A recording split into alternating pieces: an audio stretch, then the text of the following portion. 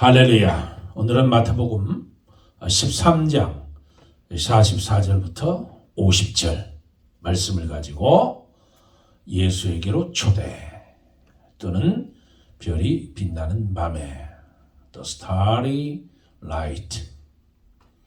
자, 부제가 별이 빛나는 밤에 The Starry Night. 자, 모든 사람이 저마다 행복하기를 원합니다. 여기에 계신 우리 성도님들 중에 아마 한 분도 빠짐없이 다 행복하기를 원하실 겁니다.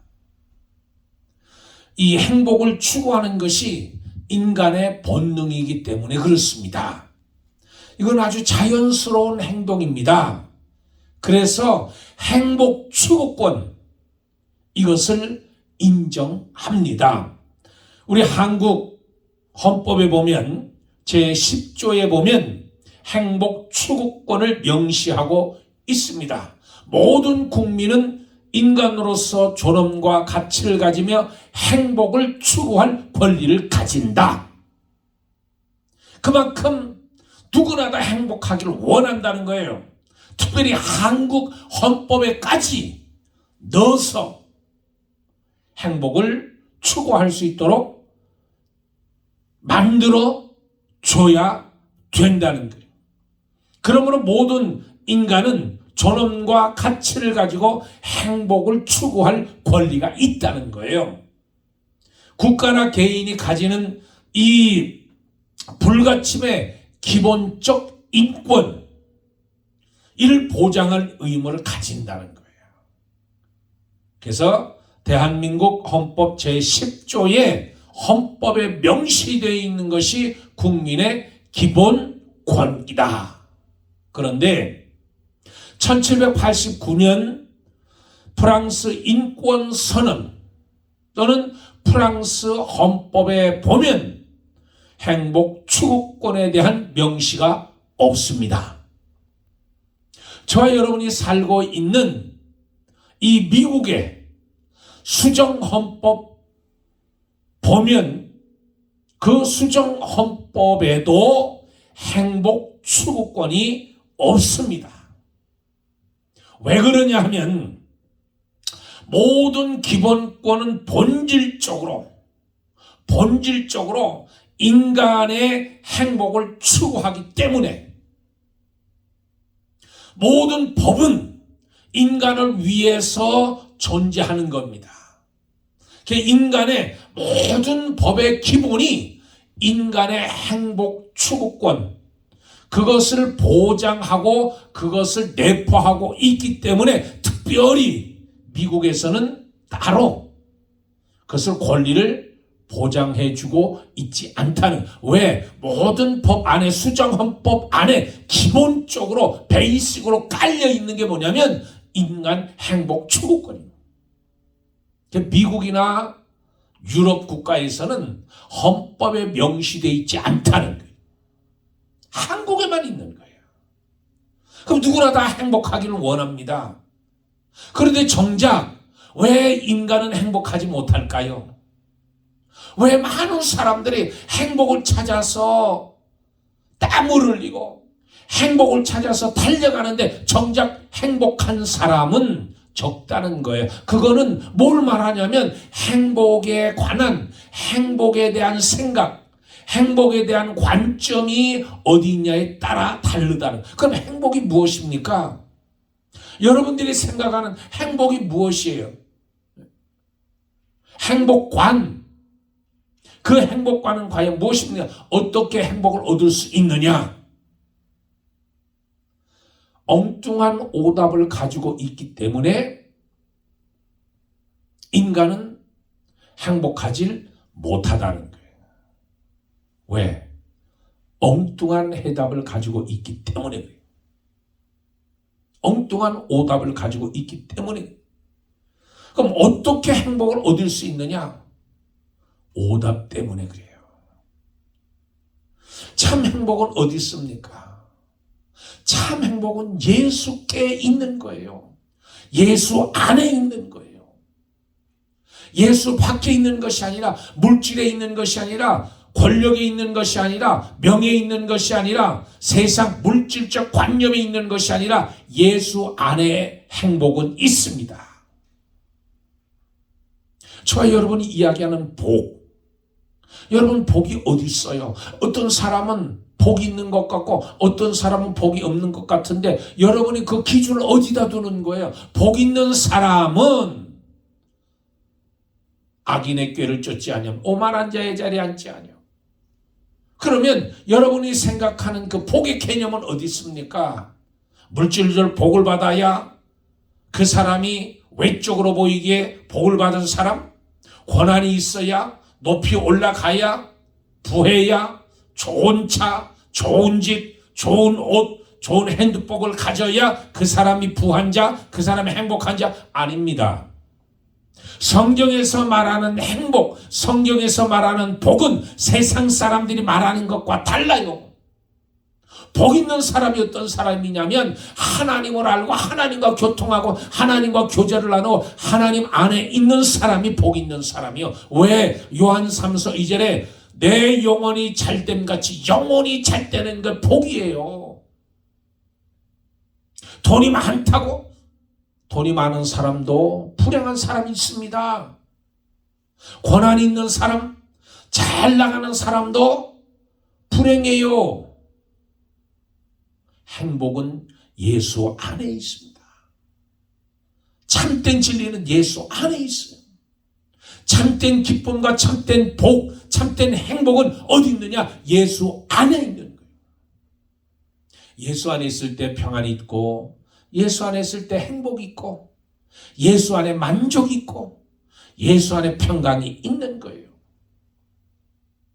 오늘 성경 말씀에 보면 예수님의 비유에 대해서 우리가 첫째로 생각해 볼 것이 있는데, 그게 감추어진 보화 그리고 값진 진주에 대해서 이야기를 합니다. 이 무슨 말이냐면, 두 가지 예수님이 비유를 말씀해 주십니다. 하나는 밭에 감추인 보화를 발견한 사람, 하나는 진주를 찾아 다니다가 값비싼 진주를 발견하게 된다는 이야기예요. 쌍둥이 비유라고 이야기를 하는데, 눈에 보이지 않지만 분명하게 존재하는 것이 바로 천국이고 하늘나라라는 거예요. 여러분, 감추인 보화를 보세요. 44절에 천국은 마치 밭에 감추인 보화 같으니 사람이 이를 발견하는 숨겨두고 기뻐하여 돌아가서 자기의 소유를 다 팔아 그 밭을 샀느니라. 사느니라. 그러니까 이 성경의 배경이 되는 고대 이스라엘, 즉 팔레스타인 지역에는 예전 시대에는 은행이 없었습니다. 은행이 없었어요. 그리고 전쟁이 잦았어요. 그래서 자기가 값진 보화를 어디다 맡기고 어디다 감추느냐? 땅에다가 묻었다는 거예요. 자기 밭에다가 감추었다는 거예요. 그리고는 전쟁이 나니까 피신했다가 나중에 전쟁이 끝나고 돌아오는 사람들도 있지만 돌아오지 못한 사람도 있다는 거예요. 돌아오지 못한 사람은 먼 타국에서, 타양에서 병들어 죽거나 사고로 죽거나, 그러면 자기 밭에 묻혀있는 그 보화를 그대로 두는 거예요. 세월이 지나서 다른 사람이 그 밭에서 일하다가, 아니 밭을 일하다가 그 밭에 감추어진 보화를 발견하게 되는 거예요. 그 보화를 누가 소유하느냐? 그 밭을 소유한 사람이 그 보화를 갖게 돼. 그러니까 자기 전 재산을 팔아가지고 그 보화, 그 땅덩어리를 사는 거예요. 그게 마치 한국이, 그게 바로 천국. 내가 가야 될 천국이라. 그게 하나님의 나라라는 거예요. 또 값진 진주 비유가 나옵니다. 45절 46절에 또 천국은 마치 좋은 진주를 구하는 장사와 같으니 지극히 값진 진주 하나를 발견해 가서 자기의 소유를 다 팔아 그 진주를 사느니라. 진주 장사가 아주 값진 진주 하나를 발견하게 되는 거예요. 알게 되는 거예요. 그러면 그 값어치를 아는 만큼 자기의 모든 소유를 팔아서 그 값진 진주를 사는, 그 진주가 뭐냐? 밭에 감추인 보화가 뭐냐? 그게 바로 천국이라는 거예요. 천국. 이 천국의 가치를 사람들이 모르니까 예수님이 이 비유를 통해서 천국에 대해서 가르쳐주는, 천국에 대해서 알게 해주시는 거예요. 강조하시는 거예요. 천국 양면성을 가지고 있다는 겁니다. 여러분, 천국은 저와 여러분이 영생하고 천국을 소유한 백성들이 됐습니다. 천국에 가요? 그러면 그 천국은 저와 여러분이 죽어서만 가는 곳이냐? 우리가 고대하는 천국은 죽어서만, 내세만 그 천국이 있느냐? 아니, 내세 천국도 있습니다. 분명히 죽으면 가는 천국이 있고 죽으면 가는 지옥이 분명하게 있어요.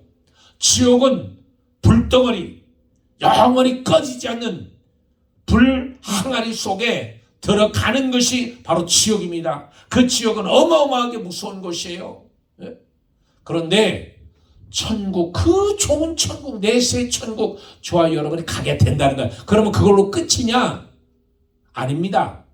지금 또 하나의 천국이 있는데 그게 내세 천국도 중요하지만 현세의 천국, 저와 여러분의 마음의 천국도 누려야 된다. 마음의 천국. 여러분, 복된 사람이, 우린 깨달을 수 없어요. 가난한 사람, 연약한 사람, 나약한 사람, 그래도 거기서 행복을 느끼고 거기서 기쁨을 느끼고 거기서 복을 받고 복된 자라고 사는 거예요. 우리가 볼 땐 지지리도 못 살고 지지리도 잘난 것 없는데, 근데 그 사람 심령 속에는 늘 배에서 생수의 강이 넘쳐나고 즐겁고 신나고 희락이 있고 즐거움이 있고 행복이 있고 만족이 있고 평강이, 그게 우리가 누려야 될 현세의 천국, 마음의 천국이다. 이 둘은 본질상 같습니다. 그 핵심은 예수 그리스도의 왕권 통치예요. 내세 천국을 하나님과 예수님이 다스리는 세계, 나라인 것처럼 현세도 내 마음 속에 들어오셔서 나를 주장하시는 그 성령님, 하나님이 다스리는, 예수님이 다스리시는 내 마음, 그게 바로 내세의 천국 뿐만 아니라 현세의 천국. 예수님 플러스 예수님 니콜 천국, 니콜 마음, 읽게 되는. 예수님이 마음속에 들어와 보세요. 불평이 있나요? 불만이 있나요? 아니요. 내 마음에 예수님이 들어와 보세요. 내가 미워하는 사람도 다 빙점을 녹이는 것처럼, 빙점을 뭐가 녹아요? 예수님의 빛이 녹이는 것처럼 녹아져요. 나를 손가락질하고 나를 짓밟고 나에게 누명을 씌우고 나에게 안 한 말을 했다 하고 나를 욕하고 나를 비난하고 나를 손가락질하는 사람도 내가 품을 수 있고, 내가 그 사람을 용서할 수 있고, 내가 그 사람을 사랑으로 봐주고 사랑의 눈길로 봐주고 내 입에서 좋은 말이 나가고 내 마음이 평안할 수 있다는 것, 그게 바로 복 있는 자예요. 그거는 내 마음대로 안 됩니다. 내 속에 예수 그리스도가 들어오셔야 가능한 거예요. 밭에 감추인 보화를 찾으면 싱글싱글 얼마나 즐거워요. 얼마나 기뻐요. 그 보화가 내 것인데, 그것처럼 진주를 발견한 장사처럼 기쁨이 있는 거예요. 그게 복음이에요. 여러분, 복음이란 뜻이 무엇입니까? 복음이라고 하는 이 뜻은 복된 소식이잖아요. 이 복된 소식이 뭐예요? 두 가지 의미가 있습니다. 하나는 출애굽 사건. 이스라엘 백성이 430년 동안 이집트에서, 애굽에서 종살이를 했어요. 종살이를 하다가 430년 만에 유월절을 통해서 저들이 자유함을 얻게 되는 거예요. 해방받는 거예요. 노예에서, 종살이에서 해방받는, 그 해방받는 게 복음입니다. 또 하나는 저 바벨론에서 끌려가서 포로로 잡혀가서 거기서 노예 생활을 하고 거기서 종 생활을 합니다. 그러다가 70년이 지나고 이제 1차 귀환 스룹바벨, 2차 귀환 에스라, 3차 귀환 느헤미야를 통해서 이스라엘 백성들, 유다 백성들이 고국으로 돌아오잖아요. 70년 동안 종살이 하던 것에서 해방되어지는 거예요. 고국으로 돌아가는 거예요. 지위가 회복되어지는 거예요. 그게 복음이에요. 그럼 세 번째 복음의 뜻이 뭐냐면 예수 그리스도를 통해서 저와 여러분이 죄와 사망에서 자유함을 얻는 것, 죄와 사망에서 종노릇하던 것에서 예수 그리스도를 통해서 십자가를 통해서 부활을 통해서 저와 여러분이 해방받는 게 이게 복음이란. 이게 복음의 소식, 즐거운 소식이다. 이 복음을 듣고 이 소식을 듣고 받아들이는 사람, 예수님을 나의 구주로 나를 대신해서 십자가에 죽어주신 그 예수, 나의 죄를 담당하신 그 예수를 내가 모셔드릴 때 내가 수치받는 거예요. 구원받는 거예요. 마음에 평안이 있는 거예요. 내가 복을 받는 거예요. 내 마음에 평안이 오는 거예요. 내가 천국을 소유하게 된다는 거예요. 어떤 사람이 유명한 수도원을 방문하게 됐습니다. 전에도 한번 말씀드렸는데, 그런데 이 수도사가 금식하고 싸우느냐 얼굴이 초췌해졌어요. 이 사람이 그 유명한 수도사를 보고 하는 말이, 수도사님, 지금 마귀와 한참 싸우고 있는 중이군요. 이 수도사가 하는 말이, 아닙니다. 내가 마귀는 벌써 내가 물리쳤습니다. 마귀와 내가 싸워서 이겼습니다. 이 사람이 묻는 거예요. 아니 그러면 지금 누구와 싸우느냐고 이렇게 초췌해 있습니까? 이렇게 힘들어 하십니까? 그랬더니 수도사가 하는 말이, 내가 지금 하나님과 싸우고 있습니다.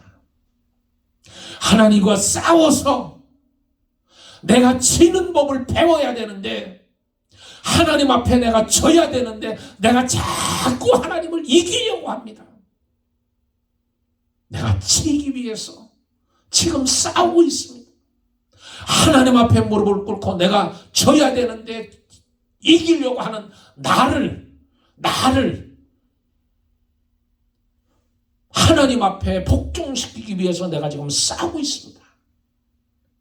여러분, 이스라엘, 저와 여러분이 이스라엘이잖아요. 다른 말로 하면 이스라엘입니다. 여러분, 이스라엘의 뜻이 뭐예요?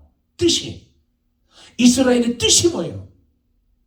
야곱이 그 형 에서에게 사기치고 외삼촌 집으로 도망갔어요. 외삼집으로 도망가서 외삼촌 집에서 속아서 결혼 생활을 하잖아요. 그리고 나서 다시 외삼촌을 속여서 거부가 됩니다. 재산을 많이 가졌어요. 그리고 부인도 여러 명 얻었습니다. 자식도 여러 명 있습니다.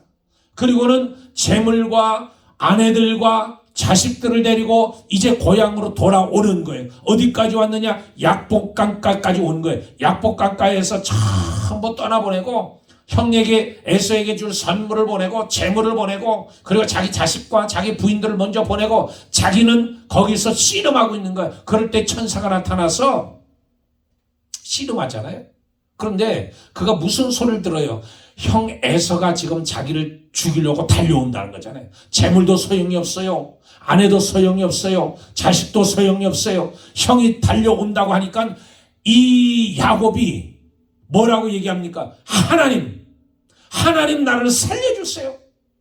하나님 나를 살려주세요. 그때 그가 하나님 앞에 부르짖는 거예요. 그럴 때 천사가 내려오더니 천사와 씨름하자. 그래서 천사가 새 이름을 주는 거예요. 너 이름을 이제 야곱이라고 하지 말고 이스라엘이라. 이스라엘의 뜻이 뭐예요? 하나님과 겨누어 이기게 하셨다. 그죠? 이기게 하셨다. 하나님을 이기게 하셨다. 그 뜻이 이스라엘입니다. 그럼 저와 여러분은 이스라엘이잖아요. 그런데 그러면 저와 여러분이 하나님을 이겨야 돼요? 이 천지 만물을 창조하시고 나를 주관하시고 나를 이끌어 가시는 그 하나님 앞에서 내가 하나님을 이겨야 됩니까? 아니, 그 뜻이 아니에요. 하나님을 이겼다는 뜻은 그 뜻이 아닙니다. 그동안 자기 야곱이 믿었던 물질의 하나님, 가짜 하나님, 그 하나님이 진짜인 줄 알고 살았어요. 물질이 제일인 줄 알고 돈이 제일인 줄 알고 그걸 가지고 살았단 말이에요. 그게 신처럼 모시고 살았단 말이에요. 권력을 따라가고 명예를 따라가고 높아짐을 따라가고 남을 짓밟고 어째든지 잘 되는 것, 앞으로 잘 나가는 것, 성공하는 것, 그것이 하나님이었단 말이에요. 그런데 그 가짜 하나님을 이제는 이기고, 가짜 하나님을 이기고 가짜 하나님을 벗어버리고 내가 믿었던 돈의 물질의 명예, 그것이 내 하나님이 아니라 참된 하나님을 내가 만나고 나니까 가짜, 지금까지 내가 믿어왔던, 지금까지 내가 의지했던, 지금까지 내가 믿었던 모든 것이 다 가짜, 그 가짜 하나님을 내가 이기고 이스라엘이라는 이름으로 하나님을 바라보는 거예요. 그러니까 여기에 나오는 것처럼 수도사가 하나님 앞에 꼬꾸라지는, 하나님 앞에 져야 되는 거예요. 하나님이 이기셔야 되는 거예요. 그런데 우리는 하나님을 이기려고 그래요. 내 고집으로, 내 아집으로, 내 경험으로. 내가 지식이만 얼마나 많습니까? 내가 가졌으면 얼마나 많이 가졌어요. 내가 명예가 있으면 얼마나 있습니까? 하나님 앞에 먼지와 같은 거, 그것을 움켜들고 붙들고 내가 하나님을 이기려고 하니 얼마나 우스운 모습이냐는 거예요. 그래서 사도 바울은 고린도전서 15장 31절에 나는 날마다 죽노라. 갈라디아서 2장 20절에 내가 그리스도와 함께 십자가에 못 박혔나니 이제 내가 사는 것은 내가 아니요 내 속에 그리스도께서 사신 것이라. 이제 내가 육체 가운데 사는 것은 나를 사랑하사 자기 몸을 버리신 하나님의 아들을 믿는 믿음 안에서 사는 것이라. 하나님 안에서 사는 거, 하나님 은혜에 내가 예수 그리스도 안에 사는 겁니다. 복종하는 거예요. 지는 거예요. 하나님 앞에. 그런데 나는 물질을 움켜쥐고 하나님 앞에 안 드려. 그 돈이 다인 줄 알고 그 돈만 의지하고 사는 거예요. 인색해요. 하나님 앞에 드리는 거, 감사하지 못하는 거, 11조 드리지 못하는 거, 하나님 앞에 인색한 거, 그걸 내가 붙들고 살았던 내가 천국을 발견하고 예수를 발견하고 참된 하나님 안에 내가 사는 거예요. 그런데 우리는 천국을 발견한 사람, 천국을 발견한 사람, 천국을 발견한 사람, 예수님이 제시한 구원, 영생, 이것이 하나님께 있다는 거예요. 하나님께. 인간은 죄가 있어서 결코 하나님 앞에 나갈 수 없다는 십자가. 요한복음 5장 24절 내가 진실로 너희가 내 말을 듣고 또 나 보내신 이를 믿는 자는 영생이 있고 심판에 이르지 아니하나니 사망에서 생명으로 옮겨졌느니라. 요한복음 14장 27절 평안을 너에게 끼치노니 곧 나의 평안을 너에게 주노라. 내가 너에게 주는 것은 세상이 주는 것과 같이 아니하다는. 인간의 조건은 외적인 데 있는 게 아닙니다. 우리 하나님. 승리는 예수 그리스도 안에 있는 거예요. 여러분, 이 반고 후에 별이 빛나는 밤에 The Starry Night, 우리가 그림을 여러분이 이제 보시게 될 텐데, 저 그림이 빈센트 반 고흐가 그린 이 별이 빛나는 밤에라고 하는 그림입니다. 여기 그림에 보면 여러분 자세히 보일지 모르지만 저 왼쪽 끄트머리를 보면 초생달이 하나 있어요. 초생달이. 그런데 저 초생달이 마치 태양처럼 해처럼 보여요. 그런데 자세히 보면 저게 초생달입니다. 그리고 점점이 있는 것이 별들이에요. 별들이 빛나는 거예요. 이게 깜깜한 밤인데 별들이 빛나는 거예요. 초생달이 태양처럼 빛나는 거예요. 저것이 무엇을 뜻하냐면 하나님은 밤에도 하나님은 주무시지도 않고 졸지도 않고 하나님은 역사하신다는 거예요. 오늘도 저와 여러분이 잠들어 있는 그 시간에도 우주를 움직이시는 하나님이라는 거예요. 모든 사람이 잠자고 있는 밤에도 하나님은 졸지도 아니하시고 주무시지도 않고 전능하신 하나님께서 온 땅을 저렇게 밝히시고 하나님은 밤에도 놀라운 역사를 이루어 나가신다는 뜻이에요. 저 노란 것이 오로라처럼 보이는데 저 노랗게 보이는 것이 소용돌이 물결처럼 보이는데 저게 다 별빛이란 말이에요. 밤에도 저 별빛처럼. 그리고 왼쪽에 보면 왼쪽 끄트머리에 보면 이 나무 하나가 있는데 사이프러스 나무인데 나무가 아주 크게 하늘에 닿을 것처럼 크게 있는 거예요. 하나님은 온 우주 만물을 하나님이 다스리면서 하나님이 생동감 있게 만들어 주십니다. 모든 사람들 마음속에 생동감 있게 새로운 마음을 넣어주시는 거예요. 봄이 되면 모든 새싹들이 다 일어나잖아요. 새싹들이 일어나면서 아주 충만하게 아주 나무가 크게 자라듯이 하나님은 모든 생물들을 다 자라게 하시고 하나님은 모든 생물들에게 복을 주셔서 크게 자라게 만들어 주신다는 거예요. 그런데 가운데 보면 삐죽하게 있는 교회 탑이 있습니다. 잘 보이실지 안 보이실지 모르는데 가운데 보면 탑이 있어요. 교회만 저 속에서 죽어가고 있다는 거예요. 저 속에서 하나님의 역사와 예수님의 부활을 전하는 전능하신 하나님의 능력에 애기 쓰인 저 교회는 지금 죽어가고 있다는 거예요. 저렇게 왜소해지고 작아지고 하나님의 능력을 나타내지 못하고 있다는 거예요. 온 땅은 하나님의 능력으로 가득 차 있는데 저 교회만 저렇게 초라하게 있다는 거예요. 저건 메시지, 엄청난 메시지가 저 속에 들어있는 겁니다. 우리 하나님은 어떤 하나님이, 우리가 믿는 하나님은 어떤 종류의 하나님이십니까? 우리 하나님은 말씀도 하지 않고 내 삶에 간섭도 않고 조용히 계신 하나님, 아무 일도 하지 아니하시는 하나님, 가만히 졸고 계신 하나님이신가요? 밤하늘 가운데서도 놀라운 역사를 이뤄나가시는 하나님이고 하나님의 능력이 온 땅에 역사하고 나무들도 저렇게 높이 올라가고 교회만 변화가 없다는 거예요. 교회만 변화가 없다는 거예요. 하나님을 찾지 않는다는 거예요. 하나님을 찾는 영혼들이 삐쩍 메말라 죽어가고 있다는 거예요. 당시 죽어가는 교회를 빗대어 저렇게 교회를 상징하는 겁니다. 나는 아무것도 몰라. 나는 관심도 없고 이웃이 어떻게, 나는 교회가 어떻게, 나는 그냥 관심도 없고 그냥 턱걸이로 그냥 천국만 가면 돼. 그게 오늘날 저 교회처럼 죽어가는 거예요. 관심이 없고 하나님에 대한 관심도 없고 내 힘으로 그냥 살아가는 거지. 무기력한 나의 모습. 나는 그냥 이렇게 살다가 그냥 천국이나 그냥 가면 되는 거야. 그러고 있지는 않자는 저 그림이 주는 메시지. 여러분, 지금 나름대로 행복을 추구해 오셨을 텐데 행복을 얻으셨나요?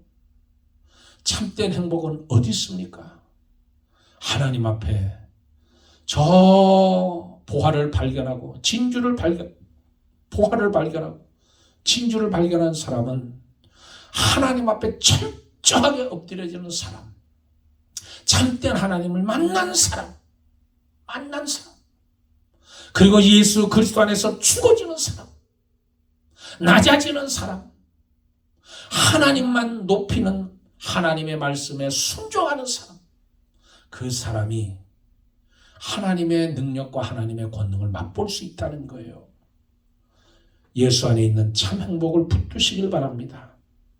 붙드시기 바랍니다. 저와 여러분은 오늘도 예수님에게로 초대, 저 별이 빛나는 밤에도 어둠이 있는 밤에도 별빛은 빛난다고 하는 새벽별 되시는 예수님이 빛나게 해주시는 것처럼 저와 여러분이 오늘도 소망을 가지고 살아가는 저와 여러분이 되길 주의 이름으로 축복합니다. 할렐루야. 기도하겠습니다. 하나님 아버지, 별이 빛나는 밤에도 빛을 비추시며 우리를 인도하시는 하나님인 줄 믿습니다.